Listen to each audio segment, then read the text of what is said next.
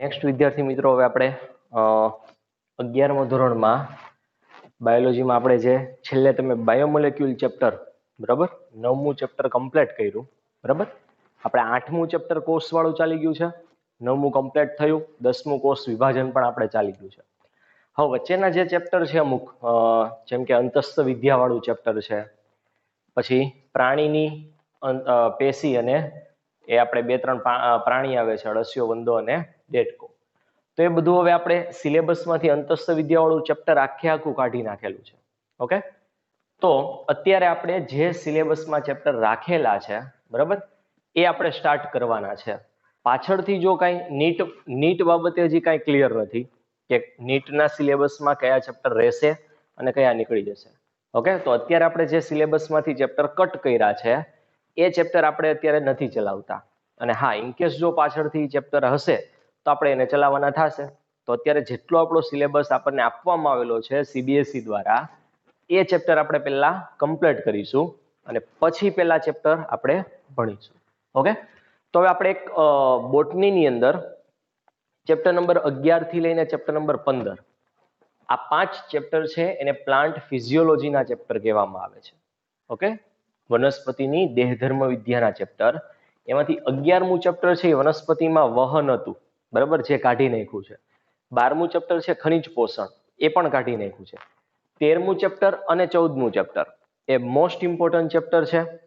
13મું chapter છે ઉચ્ચ કક્ષાની વનસ્પતિમાં પ્રકાશ સંશ્લેષણ.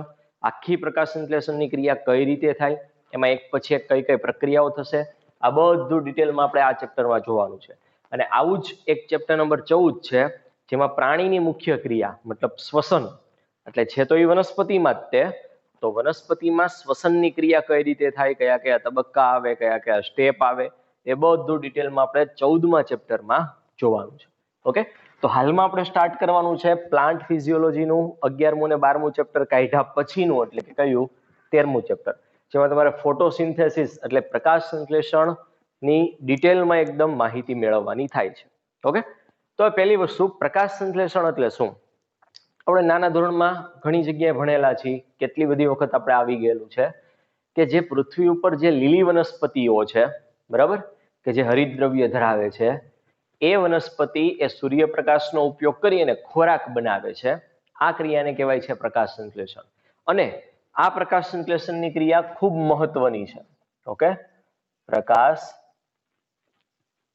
સંશ્લેષણની ક્રિયા ખૂબ શું ધરાવે છે? મહત્વ. શા માટે? તો પહેલી બાબત કે પૃથ્વી ઉપરના જેટલા સજીવો છે, ઓકે, પછી મનુષ્ય સહિતના બધા સજીવો આવી ગયા, તો કે પૃથ્વી પરના બધા જ સજીવો માટે એ ઉર્જા અથવા તો ખોરાકનો સ્ત્રોત છે, અથવા તો ખોરાક આના દ્વારા પ્રાપ્ત થાય છે પ્રકાશ સંશ્લેષણની ક્રિયાથી. હવે જો આપણી વાત કરીએ, મનુષ્ય ધારો કે, તો મનુષ્ય આમ મિશ્રાહારીમાં મૂકવામાં આવે છે, પણ માનો કે કોઈ ખાલી વનસ્પતિ ખાય છે, તો આપણે ખોરાક માટે અથવા તો ઉર્જા મેળવવા માટે વનસ્પતિ ઉપર સીધો જ આધાર રાખીએ. કોઈ પ્રાણી છે, બરાબર, એ ધારો કે ગાય અને ભેંસ જેવા સજીવ છે, તો એ ડાયરેક્ટ વનસ્પતિ ખાતા હોય. પણ અમુક ઉચ્ચ કક્ષાના સજીવો છે, સિંહ છે, વાઘ છે, બરાબર, એ લોકો વનસ્પતિ ન ખાય, એ પ્રાણીને ખાય. તો ઇનડાયરેક્ટલી તો એ વનસ્પતિ ઉપર જ આધાર રાખે. કેમ કે વનસ્પતિને કોણ ખાય? આવા ગાય ભેંસ જેવા સજીવો, હરણ છે, એ હરણને એને કોણ ખાય? સિંહ અને વાઘ. એટલે ભલે એ વનસ્પતિને ડાયરેક્ટ નથી ખાતા, પણ ઇનડાયરેક્ટલી આધાર તો એ વનસ્પતિ ઉપર જ રાખે છે ખોરાક મેળવવા માટે. કેમ કે વનસ્પતિ જો પ્રાપ્ત ન થાય હરણને, તો હરણ જ નહીં બચે, અને હરણ ન બચે તો સિંહ કે વાઘને ખોરાક ન પ્રાપ્ત થાય. એટલે પૃથ્વી ઉપરના કોઈ પણ સજીવ હોય, એ બધા અલ્ટિમેટલી ખોરાક અથવા તો ઉર્જા માટે આધાર તો કોના ઉપર રાખે છે? વનસ્પતિ ઉપર જ. ઓકે, તો આ વનસ્પતિ છે એ પ્રકાશ સંશ્લેષણની ક્રિયાથી ખાસ કરીને સૂર્યની પ્રકાશ ઉર્જાનો ઉપયોગ કરી અથવા તો વિકિરણ ઉર્જાનો ઉપયોગ કરી અને એને રાસાયણિક ઉર્જામાં કન્વર્ટ કરે છે. આ ખાસ યાદ રાખજો, પ્રકાશ સંશ્લેષણની ક્રિયાથી સૂર્યની પ્રકાશ ઉર્જા શેમાં રૂપાંતરણ થાય છે? રાસાયણિક ઉર્જામાં. ઓકે, કઈ રીતે? તો હમણાં આપણે ઇક્વેશન સિમ્પલી જોશું પ્રકાશ સંશ્લેષણનું, ત્યારે આ કન્વર્ઝન કઈ રીતે થયું એ તમને વધારે આઈડિયા આવી શકે. અને આમ સમગ્ર પૃથ્વી ઉપરની જે પણ ખોરાકની જરૂરિયાત છે એ વનસ્પતિ પોતે બનાવે છે પ્રકાશ સંશ્લેષણની ક્રિયાથી, અને એટલા માટે વનસ્પતિને સ્વયંપોષી સજીવો પણ કહેવામાં આવે છે. કેવા સજીવ કહેવાય? સ્વયંપોષી. પોતે જ પોતાનું પોષણ જાતે, મતલબ ખોરાક જાતે બનાવ્યો એટલે એને કયા સજીવો કહેવાય? સ્વયંપોષી. જ્યારે આપણા જેવા બીજા સજીવો, મતલબ બધા પ્રાણીઓ, એ પ્રાણીઓ એ વનસ્પતિએ બનાવેલા ખોરાકનો ઉપભોગ કરે છે, એને ખાય છે, એને ઉપયોગમાં લેવાય છે. મતલબ આપણે આપણો ખોરાક જાતે નથી બનાવી શકતા, એટલે આપણા જેવા સજીવોને વિષમપોષી તરીકે ઓળખવામાં આવે છે. ક્લિયર? તો વનસ્પતિ પોતાનો ખોરાક જાતે બનાવતા હોવાથી એને સ્વયંપોષી કહેવાય, જ્યારે આપણા જેવા પ્રાણીઓ એ વનસ્પતિ દ્વારા બનાવેલા ખોરાકનો આહાર તરીકે ઉપયોગ કરીએ છીએ, એટલે આપણને કેવા કહેવાય? વિષમપોષી સજીવો. ઓકે. બીજી એક ઇમ્પોર્ટન્ટ બાબત છે, પ્રકાશ સંશ્લેષણનું મહત્વ છે કે પ્રકાશ સંશ્લેષણની ક્રિયાથી તમને આઈડિયા હશે અથવા તો યાદ હોય તો CO2 વાયુ વપરાય વાતાવરણનો, અને પ્રકાશ સંશ્લેષણના અંતે O2 મુક્ત થાય છે. વાતાવરણમાં કયો વાયુ મુક્ત થાય છે? O2. અને આ O2 જ એ આપણા જેવા બધા જ પ્રાણી માટે શ્વસનની ક્રિયા માટે ઉપયોગમાં લેવાય છે. ઓકે. તો વિચારો કે પૃથ્વી ઉપર O2 જ ન હોત, ઓક્સિજન ન હોય, તો આપણે કોઈ શ્વસન ન કરી શકીએ. અને આવો ઓક્સિજન એ કઈ ક્રિયાથી? પ્રકાશ સંશ્લેષણની ક્રિયાથી અંતે મુક્ત થાય છે. CO2 વપરાય અને O2 શું થાય? મુક્ત થાય. ક્લિયર? તો સિમ્પલી પ્રકાશ સંશ્લેષણ શું છે એના વિશે આપણે અંદાજો લીધો. હવે આપણે પ્રકાશ સંશ્લેષણની સામાન્ય પ્રક્રિયા છે એના વિશે ભણીએ. તો આપણને ખબર છે, પેલા તો આના ઉપરથી જ આપણે પ્રકાશ સંશ્લેષણની ક્રિયામાં કયા કયા પ્રક્રિયક વપરાશે એ પણ આપણે જોવાનું છે. તો હું પ્રકાશ સંશ્લેષણનું એક કોમન સમીકરણ લખું છું કે વનસ્પતિ શું કરે? તો કે વાતાવરણમાંથી કાર્બન ડાયોક્સાઇડ લે, એને મૂળ દ્વારા પાણીનું શોષણ કર્યું હોય એ પાણી, આ બંનેનો ઉપયોગ કરી, પ્લસ આમાં એને બીજા 2-3 બાબતની જરૂર પડે. એક તો એને હરિતદ્રવ્યની જરૂર પડે, જેને આપણે ક્લોરોફિલ કહીએ ઇંગ્લિશમાં, પ્લસ એને સૂર્યપ્રકાશની પણ જરૂર પડે. શેની જરૂર પડે છે? સૂર્યપ્રકાશની. તો આ રીતના CO2 અને H2O નો ઉપયોગ કરી અને પહેલું અને સિમ્પલ સંયોજન ગ્લુકોઝ બનાવે છે. હવે તમે બાયોમોલિક્યુલમાં ભણી ગયા કે ગ્લુકોઝ એક પ્રકારની શર્કરા છે, કાર્બોદિત છે, અને એમાંય કયો પ્રકાર છે? તો કે ગ્લુકોઝ મોનોસેકેરાઇડ છે, જેમાં શર્કરાનો એક જ અણુ છે એટલે એને મોનોસેકેરાઇડ કહીએ. તો આ સિમ્પલ શર્કરા બને છે. આ પદાર્થને સૌથી પહેલા કાર્બનિક પદાર્થ બન્યો એમ કહેવાય. આ પદાર્થને કાર્બનિક પદાર્થ કયો, ખોરાક કયો, ડાયરેક્ટ ગ્લુકોઝ કયો તોય ચાલે. અને અંતે શું મુક્ત થાય છે? ઓક્સિજન. ઓકે. તો આપણે સમીકરણને સંતુલિત કરવાનું અત્યારે રહેવા દઈએ, પણ આપણે મેઇન હેતુ પ્રકાશ સંશ્લેષણમાં શું થાય એ આપણે એક ઇક્વેશન સ્વરૂપે રજૂ કર્યું. ફરીથી શું થયું કે વનસ્પતિ વાતાવરણમાંથી CO2 મેળવશે, ઓકે, મૂળ દ્વારા શોષેલું પાણી પ્લસ હરિતદ્રવ્ય, સૂર્યપ્રકાશ, આનો ઉપયોગ કરી અને કાર્બનિક પદાર્થનું નિર્માણ કરે છે. મોર સ્પેસિફાય કરવું હોય તો કહી શકાય કે ગ્લુકોઝ બનાવે છે, ઓકે, શર્કરા બનાવે છે, કાર્બોદિત બનાવે છે, જે પણ કયો એ ચાલે, અને અંતે કયો વાયુ મુક્ત કરે છે? ઓક્સિજન. તો આ પ્રક્રિયાને આપણે કહેશું પ્રકાશ સંશ્લેષણ. ઓકે. તો એની પ્રોપર ડેફિનેશન આપવી હોય તો એવી અપાય કે લીલી વનસ્પતિ કઈ એટલે એની પાસે હરિતદ્રવ્ય આવી ગયું. તો લીલી વનસ્પતિ સૂર્યપ્રકાશની હાજરીમાં CO2 અને H2O નો ઉપયોગ કરી કાર્બનિક પદાર્થ અથવા તો ગ્લુકોઝનું નિર્માણ કરે છે. આ પ્રક્રિયાને કહેશું પ્રકાશ સંશ્લેષણ. ઓકે. તો આપણે અહીંયા કહી શકીએ કે આ બધા ઘટકો છે ઇમ્પોર્ટન્ટ થઈ ગયા પ્રકાશ સંશ્લેષણની ક્રિયા માટે. પણ હકીકતમાં ઘટકો પ્રકાશ સંશ્લેષણની ક્રિયા માટે ઉપયોગી છે કે નહીં એ સમજાવતા 1-2 પ્રયોગો તમને આપેલા છે. ઓકે. તેમાંનો પહેલો પ્રયોગ છે પ્રયોગ નંબર 1. એનું નામ આપવામાં આવ્યું છે 2 પર્ણનો પ્રયોગ. કયો પ્રયોગ છે? 2 પર્ણનો પ્રયોગ. હું તમને સિમ્પલી એક્સપ્લેન કરી દઉં કે આ પ્રયોગમાં શું કીધું છે કે 2 પર્ણ લેવાના છે.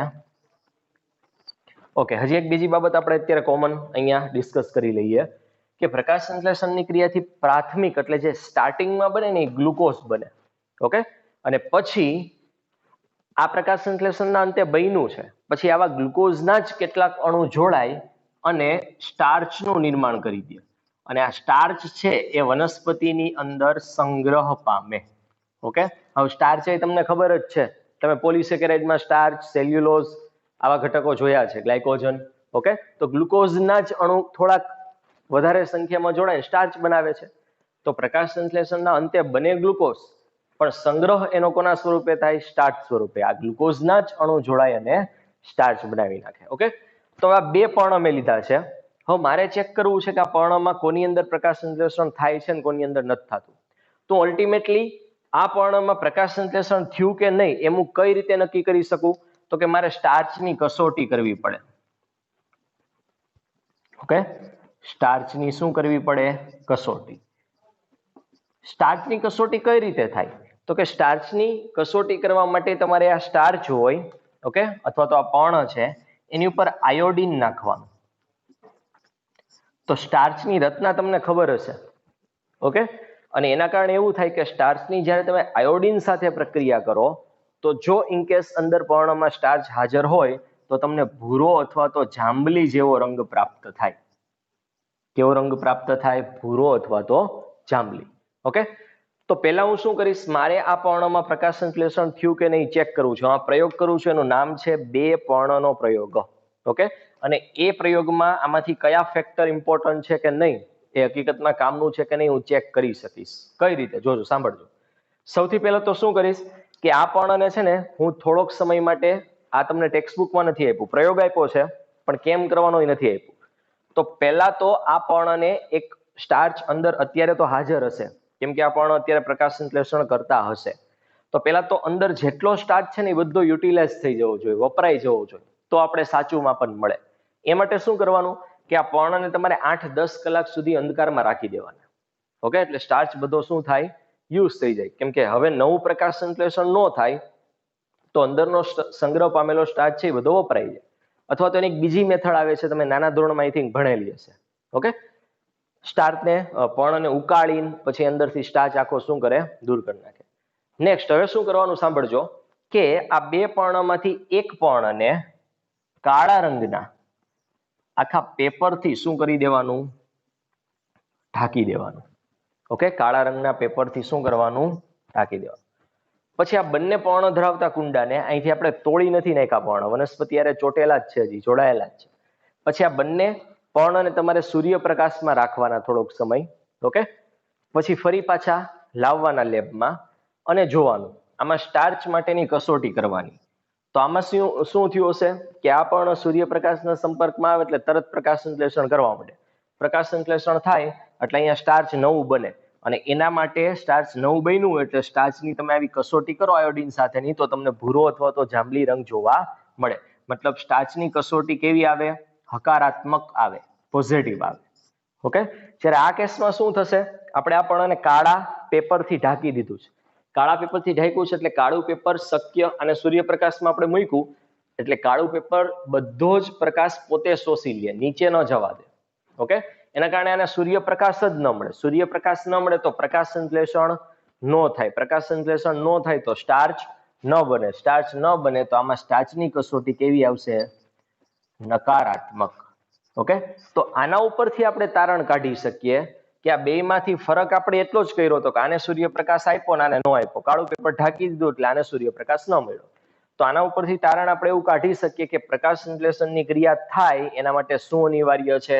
તો કે સૂર્યપ્રકાશ. ખબર પડે છે? તો આ પહેલો બે પર્ણનો પ્રયોગ છે. આ પ્રયોગ ઉપરથી આપણને એવી માહિતી પ્રાપ્ત થાય કે પ્રકાશ સંશ્લેષણની ક્રિયા માટે સૂર્યપ્રકાશ ઇમ્પોર્ટન્ટ છે, જરૂરી છે. ક્લિયર? ચાલો નેક્સ્ટ. હવે બીજો તમને એક પ્રયોગ આપ્યો છે. એ પ્રયોગનું નામ છે અર્ધપર્ણનો પ્રયોગ. અર્ધપર્ણનો પ્રયોગ. આ બે પર્ણનો પ્રયોગ હતો. બે પર્ણોના પ્રયોગ ઉપરથી આપણને ખબર પડી કે પ્રકાશ સંશ્લેષણ માટે સૂર્યપ્રકાશ અનિવાર્ય છે.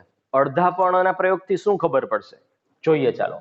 ઓકે, આમાં શું કરવાનું કે એક ટેસ્ટ ટ્યુબ લેવાની તમારે, કસનળી. ઓકે, આ ટેસ્ટ ટ્યુબમાં હવે તમારે એક પર્ણ વનસ્પતિનું એવી રીતે ગોઠવવાનું કે એનો અડધો ભાગ બહાર રહે ટેસ્ટ ટ્યુબની અને અડધો ભાગ ટેસ્ટ ટ્યુબની અંદર રહે. આ પર્ણ મેં ગોઠવું છે. આટલો ભાગ ટેસ્ટ ટ્યુબની અંદર છે, બાકીનો બહાર છે. પ્લસ તમે ટેસ્ટ ટ્યુબમાં એક અહીંયા KOH થી ભીંજવેલું એક રૂનું પૂમડું મૂકી દેશો. પોટેશિયમ હાઇડ્રોક્સાઇડ છે એની અંદર રૂના પૂમડાને બોળવાનું અને આવું રૂનું પૂમડું કેવું ધરાવતું રૂનું પૂમડું છે એ તમારે ટેસ્ટ ટ્યુબમાં મૂકી દેવાનું. ક્લિયર? પછી તમારે ટેસ્ટ ટ્યુબને એરટાઇટ બંધ કરી દેવાની, હવા ચુસ્ત, બિલકુલ હવા અંદર કે બહાર જઈ શકવી જોઈએ નહીં. અને પછી તમારે આ સેટઅપને, આ સાધનને સૂર્યપ્રકાશમાં મૂકવાનું. ઓકે, તો શું થશે? તો કે કેવોચ ધરાવતું રૂ છે એમ મૂકેલું છે ટેસ્ટ ટ્યુબમાં, એનું એક લક્ષણ છે કે આજુબાજુના વાતાવરણમાંથી જેટલો CO2 હોય તો એ CO2 નું પોતે શોષણ કરી લે. CO2 નું શું કરી લે? શોષણ. હવે અહીંયા આપણે આ ટેસ્ટ ટ્યુબને એરટાઇટ બંધ કરી દીધી, તો ટેસ્ટ ટ્યુબના અંદરના ભાગમાં જેટલો CO2 હશે એ CO2 બધો ક્યાં શોષાઈ જાય? આ રૂના પૂમડા દ્વારા. એનો મતલબ કે હવે અંદરના ભાગમાં CO2 બિલકુલ નથી. જે બહારનો ભાગ છે આ પર્ણનો એ વાતાવરણના સંપર્કમાં છે અને વાતાવરણમાં એને CO2 પ્રાપ્ત થાય. ઓકે, તો આ રીતના સાધનને થોડોક સમય સૂર્યપ્રકાશમાં મૂકવાનું, ફરી પાછું લાવવાનું અને આની અંદર સ્ટાર્ચની કસોટી માટે ટેસ્ટ કરવાની. તો જે બહારનો ભાગ છે એમાં સ્ટાર્ચની કસોટી હકારાત્મક આવે અને અંદરના ભાગમાં, કસનળીની અંદર જે ભાગ હતો એમાં સ્ટાર્ચની કસોટી નેગેટિવ આવશે. આવું કેમ થયું?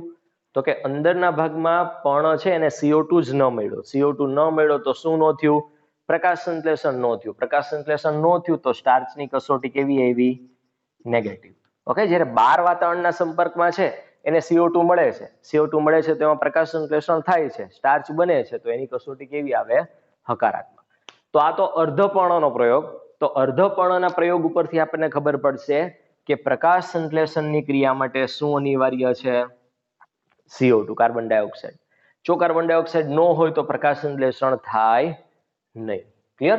તો પ્રકાશ સંશ્લેષણ માટે કયા ઘટકો અનિવાર્ય છે, કઈ વસ્તુની જરૂર પડે, કયા ઘટકો પ્રક્રિયક તરીકે વપરાય, એ સમજવા માટે સિમ્પલી આપણે આ બે પ્રયોગ કર્યા. ક્લિયર? હવે આપણે કેટલાક વૈજ્ઞાનિકોનો ફાળો જોવાનો છે કે પ્રકાશ સંશ્લેષણની શોધ કઈ રીતે થયેલી, કયા વૈજ્ઞાનિકે કેવા સ્ટેટમેન્ટ આપ્યા, બરાબર? એ બધી વસ્તુ હવે આપણે નેક્સ્ટ જોવાની છે. ઓકે, લાસ્ટમાં આપણે પ્રકાશ સંશ્લેષણની ક્રિયા વિશે થોડું જોયું. ઓકે, એમાં કયા ઘટકો ઇમ્પોર્ટન્ટ છે, ઓકે, એને લગતા એક બે પ્રયોગો જોયા. હવે આપણે પ્રકાશ સંશ્લેષણની ક્રિયાની શોધ કઈ રીતે થયેલી, કયા વૈજ્ઞાનિકે કેવી કેવી માહિતી આપી. ઓકે, જો આ એક આખું શું છે, આ મોટી પ્રક્રિયા છે. કોઈ એવું ન બને કે રાતના ભાઈ આપણને કઈ ખબર ન હોય અને સવાર થાય તો આખી પ્રકાશ સંશ્લેષણની ક્રિયાની બધી જ માહિતી પ્રાપ્ત થઈ ગઈ. ઓકે, એક વૈજ્ઞાનિક દ્વારા જ. એ પણ એવું ક્યારેય શક્ય નહીં બને, કેમ કે કોઈ એક વૈજ્ઞાનિક શું કરે, કંઈક શોધ કરે કે ભાઈ આવી કંઈક ક્રિયા થાય છે, પછી કોઈ બીજા વૈજ્ઞાનિક આવે એ આમાં કંઈક ચેન્જ કરે, ચેક કરે કે ભાઈ હકીકતમાં આમ થાય છે, એમાં શું થાય છે, આવું બધું થાય. એટલે કંઈક નવી પાછી હિસ્ટ્રી થોડીક એડ થાય. ફરી પાછા કોઈ ત્રીજો વૈજ્ઞાનિક આવે, કંઈક નવી શોધ કરે ક્રિયાને લગતી. તો આ રીતના કન્ટિન્યુ સાયન્સ હોય ને ધીમે ધીમે ડેવલપ થતું હોય, બરાબર? તો એ રીતના પ્રકાશ સંશ્લેષણની ક્રિયામાં આપણે એક આખી હિસ્ટ્રી જોવાની છે કે કઈ રીતે સાયન્ટિસ્ટોએ આ સમગ્ર પ્રક્રિયાની આખી શોધ કરી, બરાબર? અને કયા એમાં એને કઈ વસ્તુનો યુઝ કરીને આ બધી વસ્તુ શક્ય બનાવી. તો સૌથી પહેલા એક વૈજ્ઞાનિક છે, એનું નામ છે જોસેફ પ્રિસ્ટલી. જોસેફ પ્રિસ્ટલી. ઓકે, આ વૈજ્ઞાનિકે પોતે 1770 શ્રેણીબદ્ધ પ્રયોગો કર્યા. ઘણા બધા એક પછી એક એક્સપેરિમેન્ટ કર્યા પ્રકાશ સંશ્લેષણની ક્રિયાને સમજવા માટે. ઓકે, અને એણે શું કર્યું પહેલા તો એ જોઈ લઈએ કે એણે એક બંધ સ્થાન બનાવ્યું. બંધ સ્થાન મતલબ એક બેલ જાર લીધી. આ રીતના માનો કે એક સપાટી હોય, બરાબર, અને કાચની આ રીતના બંધ અથવા તો બેલ શેપની આ રીતના જાર કહેવાય આને, એ લીધી જોસેફ પ્રિસ્ટલીએ. અને એની અંદર એણે એક ઉંદર મૂક્યો. ઓકે, આ બંધ કન્ડિશનમાં. તો થોડોક સમય પછી એણે જોયું કે ઉંદર છે એ ધીમે ધીમે એનો શ્વાસ રૂંધાય છે અને ધીમે ધીમે ઉંદરનું અમુક સમય પછી મૃત્યુ થાય છે. ઓકે, પછી એણે શું કર્યું કે આ રીતના બેલજારની અંદર જ તે એક સળગતી મીણબત્તી મૂકી. ઓકે, એમાં પણ એને જોયું કે મીણબત્તી અમુક સમય સુધી પોતે સળગે છે બેલજાર બંધ કર્યા પછી ધીમે ધીમે આ કાચનો બેલજાર હોય, બરાબર, ધીમે ધીમે પછી અમુક સમય પછી એ ઓલવાઈ જાય છે, બુઝાઈ જાય છે. તો આના ઉપરથી એણે એવું તારણ લગાવ્યું કે આ ઉંદર અને મીણબત્તી દ્વારા વાતાવરણમાંથી કાંઈક વાયુનું શું થાય છે, ઉપયોગ થાય છે, અને એના કારણે વાતાવરણનું જે આ અથવા તો વાયુનું બંધારણ હોય એ બંધારણને નુકસાન પહોંચે છે. હવે આપણને અત્યારે ખબર છે કે ઉંદરને શ્વાસ લેવા માટે અને મીણબત્તીને સળગવા માટે ઓક્સિજન જોઈએ, અને ઓક્સિજન ક્યાંથી મેળવે તો કે અંદરના ભાગમાંથી. ઓકે, તો અંદરની જે હવા હોય એમાંથી ઓક્સિજન વપરાઈ જાય છે, તો અંદરની હવાનું બંધારણ આખું બદલાઈ જાય કેમ કે ઓક્સિજન એમાંથી યુઝ થઈ ગયો. પણ એ સ્ટાર્ટિંગમાં જોસેફ પ્રિસ્ટલીને નહોતી ખબર. એણે તેવું અનુમાન લગાવ્યું કે આ બે દ્વારા કંઈક એવું વાતાવરણમાંથી લેવામાં આવે છે જેના કારણે વાતાવરણના બંધારણને કંઈક નુકસાન પહોંચે છે. અને તમને જાણીને નવાઈ લાગશે કે આ જોસેફ પ્રિસ્ટલીએ જ આગળ જતા 1774માં ઓક્સિજનની શોધ કરી. ઓકે, ઓક્સિજનની શોધ જોસેફ પ્રિસ્ટલીએ જ કરી. એ આના ઉપરથી જ કરી કે ઉંદર અને મીણબત્તી દ્વારા વાતાવરણમાંથી કયો વાયુ મેળવવામાં આવે છે, ઓક્સિજન. પછી એણે શું કર્યું કે સેમ આ જ રીતના સેટઅપમાં એણે આ બેલ જારની અંદર ઉંદરે મૂક્યો, મીણબત્તી મૂકી, પ્લસ એક નાનું ફુદીનાનો છોડ મૂકી દીધો. ઓકે, સિમ્પલી આ રીતના આપણે બતાવી દઈએ. આની અંદર શું મૂક્યું, એને ઉંદર મૂક્યો, પ્લસ મીણબત્તી મૂકી, અને પ્લસ ફુદીનાનો શું મૂક્યો, છોડ મૂક્યો. તો ઉંદરનો શ્વાસ રૂંધાણો નહીં, એ પણ લાંબા સમય સુધી જીવંત રહો. મીણબત્તી છે એ પણ લાંબા સમય સુધી કન્ટિન્યુ સળગતી રહી. ઓકે, આવી એને જોવા મળ્યું. તો આના ઉપરથી એને તારણ કાઢ્યું. એનું સ્ટેટમેન્ટ સાંભળજો કે ઉંદર અને મીણબત્તી દ્વારા જે વાતાવરણમાંથી દૂર કરવામાં આવે છે, મતલબ ઉંદર અને મીણબત્તી શું દૂર કરે વાતાવરણમાંથી, તો કે ઓક્સિજન વાપરી લે, મતલબ વાતાવરણમાંથી દૂર થયો. એની પૂર્તિ મતલબ એને જે આના દ્વારા યુઝ થયો છે ઓક્સિજન વાતાવરણમાંથી, એની પૂર્તિ મતલબ એને રિપ્લેસ કોણ કરે છે, વાતાવરણમાં ફરી પાછો કોણ ઉમેરે છે, તો કે આ વનસ્પતિ ફુદીનો. ઓકે, તો ઉંદર અને મીણબત્તી દ્વારા વાતાવરણમાંથી જે વાયુ દૂર કરવામાં આવે છે એની પૂર્તિ મતલબ એને રિપ્લેસ કરે છે કોણ, વનસ્પતિ. કઈ ક્રિયાથી, પ્રકાશ સંશ્લેષણથી. અને હાલમાં આપણને ખબર છે કે ઉંદર અને મીણબત્તી જો અંદરના ભાગનો ઓક્સિજન યુઝ કરે તો ફુદીનાનો છોડ છે એ પોતે પ્રકાશ સંશ્લેષણની ક્રિયા કરી CO2 આને જે મુક્ત કર્યો શ્વસનથી એ પોતે યુઝ કરે, અને એ વાતાવરણમાં કયો વાયુ મુક્ત કરે છે, ઓક્સિજન. તો એ લાંબો સમય સુધી આ ઉંદર અને મીણબત્તી સળગતી રહે અને ઉંદર કેવો રહ્યા છે, જીવંત રહે છે. આવું સૌથી પહેલા કયા વૈજ્ઞાનિકે કીધું, જોસેફ પ્રિસ્ટલીએ. અને પછી એના ઉપરથી ક્લિયર સ્ટેટમેન્ટ આવ્યું કે વનસ્પતિ એ વાતાવરણમાંથી CO2 મેળવે છે અને વાતાવરણમાં કયો વાયુ મુક્ત કરે છે, ઓક્સિજન. અને એના કારણે ઉંદર અને મીણબત્તી બંને જીવતા રહે છે અને સળગતી રહે છે. ક્લિયર? તો આ તો જોસેફ પ્રિસ્ટલીનો પ્રયોગ. ઓકે, એને બેલ્ઝાર એક્સપેરિમેન્ટ પણ કહેવામાં આવે છે. અને એના ઉપરથી પ્રકાશ સંશ્લેષણની ક્રિયામાં કયો વાયુ વાતાવરણમાંથી લેવામાં આવે છે અને કયું મુક્ત થાય છે એ આપણને આઈડિયા આવ્યો. ક્લિયર? તો પહેલા વૈજ્ઞાનિકનો ફાળો હતો જોસેફ પ્રિસ્ટલીનો. નેક્સ્ટ આના પછી વૈજ્ઞાનિકો છે આપણે આના પછીના લેક્ચરમાં કન્ટિન્યુ કરીશું. ઓકે.